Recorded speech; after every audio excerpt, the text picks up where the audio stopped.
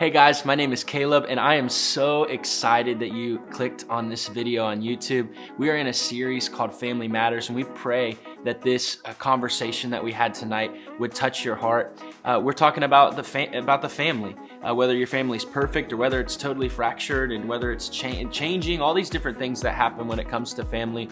We believe that this conversation is very important for us to have. If you'd like to see some more content, you can go to Instagram and you can follow us at students_GFC. You'll find the times of our service and everything. We meet live on Sundays from 6 to 8 p.m. and we would love for you to join us.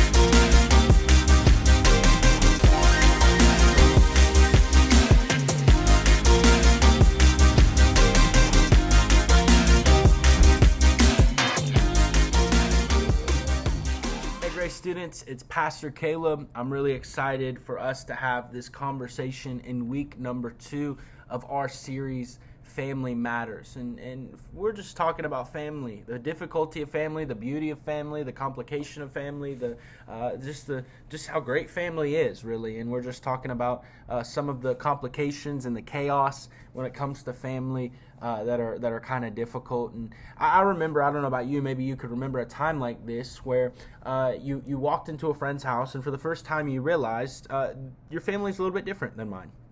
As kids, you kind of can seem to see your parents as superheroes or being absolutely, our families are the greatest families ever. Or maybe that we're the only normal that we've ever really known, when it is our family is the only normal that we know. But then something changes when we walk into another friend's house and we realize that maybe there's something we've taken for granted from our family as we see it interacted and played out in their family. But then there's also probably some things where we start to realize, oh, I don't have an absolutely perfect family. I have some fractures. We have some problems. It's not perfect. We don't listen to each other the same as they do. That doesn't necessarily mean that that they listen better or that we listen worse, but we listen to one another differently. We interact with one another differently. And maybe you discovered some of your family's imperfections or some of the fractures in your family earlier on. Maybe you just realized that recently. But here's the reality. Every family has some fractures. We could all go around and probably share a story of some dysfunction or chaos when it came to the conversation of our family. But because the reality is, in one way or another, every family is fractured. Every single family has some sort of tension, some sort of break, some sort of fracture. Maybe your family lives in the constant tension. Man, not like you're screaming and yelling and slamming doors or anything like that, but you feel the constant tension with your siblings, or you feel the constant tension when your parents talk about money or jobs, or you feel like, man, there's conflict in situations that shouldn't even have conflict. And it's a pretty stressful place to live. Or maybe for some of you, you discovered that your family has some secrets. Maybe you discovered that there are some things that you wish you never would have known about your family, about a decision, about a situation, about a relationship. And now you wonder if you can fully trust your family. For a lot of you, maybe your family has experienced the fracture of some sort. Maybe it was divorce between your parents, or a divorce after a remarriage, and you thought once you got through the drama things would be fine, but now they're not, and there's no new normal when it comes to your family, and you wonder if the family relationships are really worth it, because you wonder why put in the effort when it is just going to go away. Regardless of your family story, the reality is every family is fractured, and we probably think, man, our family could be happier, it could be more forgiving, things like that. In our minds, most of us have an ideal family that we've put together. It's the one that we wish we had. But we don't necessarily have that ideal family that we've kind of conjured up and made up in our minds. We have a real family. And the distance between our ideal family that we've kind of made up in our head and the real family that we have can cause a lot of pain. And why that is the fact is we typically respond in one of two ways. We either count our family out or we count ourselves out. Because of that, what we like to do is think that tensions and fractures and secrets are kind of permanent. They're there. They can't be moved. They can't be taken away. Nothing like that. They are there to stay. But then we think we can count ourselves or our family out. Maybe you count your family out. After your family was divorced, you thought that they lost authority in your life and you stopped respecting them after your parents got divorced. You decided that your stepmom isn't a good role model, so you're not going to listen to her. You decided to shut out one of your siblings because of something that they did. You counted your family out. You counted your family out, and you thought, oh, there's an excuse for me not to listen to them or be in relationship with them because of something that they did or didn't do. Maybe you counted yourself out. You isolate yourself. You lock yourself on social media or in your room, or you put your head pods in. And you just try to pretend like the family around you doesn't even exist because you don't want them to be around. You isolate yourselves.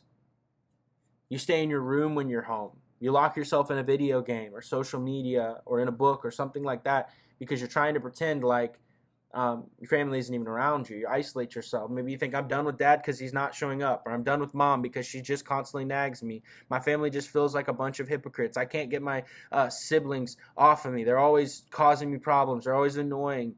And you're just counting down the days until you can get out of here. We've all probably felt the temptation of wanting to pull away. And we all probably know that's not the best idea, but what are we supposed to do? Shouldn't our parents be the ones to fix this, not us? What if I told you that there's probably something that you never had considered before, and that's kind of what we're gonna. It's gonna change the way that you probably see your family forever, and that's what we're gonna talk about for just a few minutes. And this is the good news. This is the good news that I want you to take note of. This is the good news. God has a long history of working with dysfunctional families. Write that down. God has a long history of working with dysfunctional families. There are a lot of dysfunctional family dynamics that are listed in the Bible. A lot of stories that are dysfunctional, chaotic, complicated, rough. But God has never written anyone off because of the family that they came from. As a matter of fact, one of the most famous people in the Bible is a man named Abraham, that you've probably heard the name Abraham at some point. And God promised Abraham that his family would form a great nation. And eventually, a Savior named Jesus would come from that family line. But before the great nation was formed, Abraham had to have one kid. He had a son named Isaac. And then Isaac eventually had two sons, Esau and Jacob. And that's where we get family drama 101. And it started to begin. Jacob and Esau couldn't have been more different as siblings. Esau was the older brother. He was a hunter, a warrior, a man of action. Jacob, on the other hand, was a poet. He was a thinker. He was an artist. He was also a little bit of a liar and a con artist. And so the stage was set, really, in the scripture for some great family drama. And the older brother Esau was guaranteed to inherit the birthright.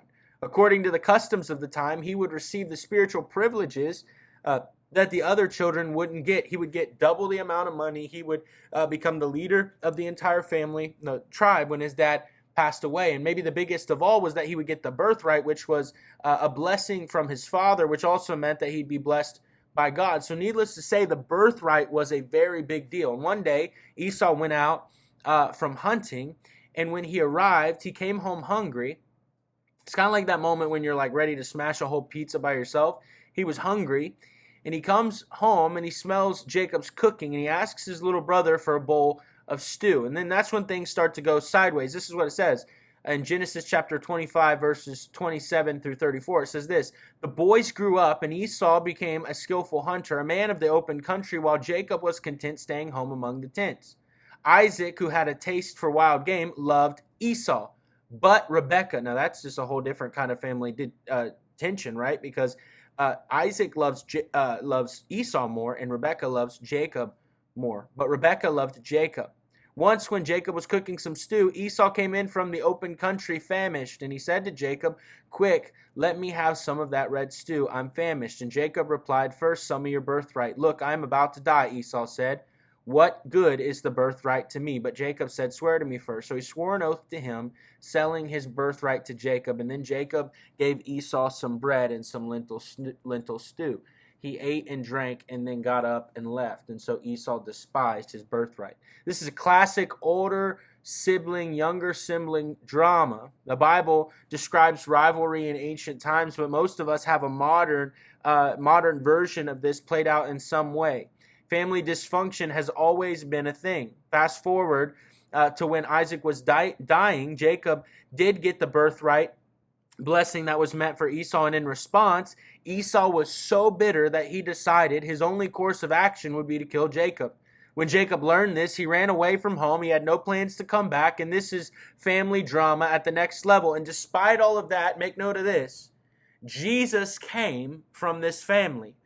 From this family line, Jesus came from this family. And I want you to see this. I really want you to see this because I think it is so great, and it'll be so awesome for us to get this.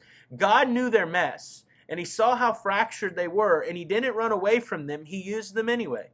God saw their fracture. He saw their mess. He saw their dysfunction. He saw their chaos. He saw all of that. And yet he didn't run away from their family like, bro, I don't even know what to do with y'all. He used them anyway, despite their mess, despite their chaos, despite their brokenness, despite all of that, what it was, he was still wanting to use them. Not to mention, not only did God use their family, but in the book of Hebrews in the New Testament, it records the story of Jacob and Esau thousands of years later as a celebration of faith.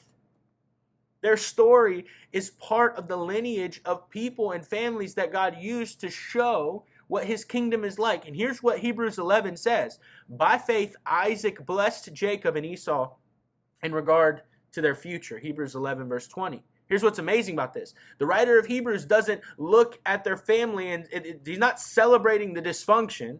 He's not celebrating the mess. They aren't held up as like, here's a book that you should read their story in order to know what it's like to be a family. There's lying, there's deceit, there's threats of violence, there's all sorts of mess. They're not mentioned as a model to copy, but here's what you need to take note of. They're mentioned to draw attention to who God is, a God who can take any dysfunction from any family and bring something good out of it. It's not looking at them as a model to model your family after, but it's looking at who God is and how great God is, and look at the fact that he can take the dysfunction of any family chaos, any family, any situation, any circumstance, any mess, any dysfunction, any problem, any family whatsoever, and he can still use them to bring him glory, and he can still bring something good out of their family. There is no family story that can't be rewritten. No family situation that God can't ultimately use for good and for his purposes. From God's perspective, there is no family that you can count out, and there's no person in the family that you can count out. God is never done when it comes to family. The story of Jacob and Esau tells us that even in the worst of a family situation, the worst family moments, the worst family dysfunction, the worst family chaos, our family story isn't over. Even if we can't see it right now, we can trust that God has a plan. My guess is that if you asked Jacob and Esau in the moment if God was doing something good, they both would have said no. They never would have imagined that thousands of years later, God would have turned their family into a story for the ages. For some of us, as difficult as it is to believe, it would be a game changer for you to know that God is not done with your family. It would be a complete game changer for you to know that God is not done with your family. It doesn't mean that things aren't going to be difficult, and it doesn't mean that they're not going to be dysfunctional. But God can redeem even the most dysfunctional families. God can redeem even the most messy of messes. You never know what God has in store for you, for your parents, for your step-parents, for your step-siblings, for your entire family. In fact, believing that God can use a fractured family, maybe like yours, could be one of the greatest acts of faith that you step into. Let me put it this way. Your family matters even when it's fractured. Everybody who lives in your home is a fractured person, broken and in need of Jesus Christ. But here's reality. Can I just tell you this? When they mess up, don't write them off. Don't treat them like it's the end of their story, because God's always working even when it doesn't look like it. Don't count them out. So when it feels like your stepdad never shows up, Don't write them off forever. When mom loses her temper, don't write her off forever. When your siblings or step-siblings drive you crazy, don't write them off forever. And here's the thing, don't count yourself out. You don't know what's going to happen next. So don't just check out. When there's chaos and it feels like it's too much, don't isolate. When arguing feels constant, don't run away. When you need to step away to keep yourself safe, you maybe need to do something like that. If there's a dangerous situation, that's a little bit of a different situation. If you are in a dangerous situation in your home, we need to have a conversation with an adult leader. But don't count yourself out. Don't count yourself out. You may miss out on being an incredible part of a story that God is trying to write in your family. Redeeming and fixing things that are broken is what God does best. He takes dysfunction and he uses it for good. Because even though a broken family is never God's plan, taking broken things and pulling the good out of them is what God specializes in. So take heart and have faith in what God can do, even if you're like, I don't know how God's going to do it in our family. What if we all went home today? What if we all went back into our situations with our families and we treated our family like it mattered, even though it was fractured? What would change if instead of thinking of ourselves and our families as written kind of in a dry erase marker and they could be counted out, if we thought of our families as permanent? What if we started believing that God could work even in the biggest dysfunctions? I know it seems impossible. Trust me, I know it seems impossible. And that's why in small group, as you guys are discussing this tonight, we're going to give each other ideas on how to practically implement this in our own homes. And as we end tonight, remember, God hasn't given up on your family, and you don't need to either. I hope you guys have a great small group discussion tonight. I hope that it blesses you. I hope that it helps you, and I hope that it just gives you so much to work with tonight as you have this discussion with your small group. I hope it's helpful. I hope it's beneficial. I hope that you realize that God can redeem the messiest, most dysfunctional family dynamics ever. And I don't care what you think about your family, how messed up you think it is. I promise you that God can bring something good out of it. Your family matters, even if it's fractured. Have a great time of discussion tonight with your small groups. See y'all. Hey guys, I'm so glad that you decided to watch this message in our Family Matters series. If you want to connect with us more, you can head on over to Instagram at students_GFC if you have any questions or anything you'd like to talk about, or if you just want to see some more content that we're putting out. So see you guys.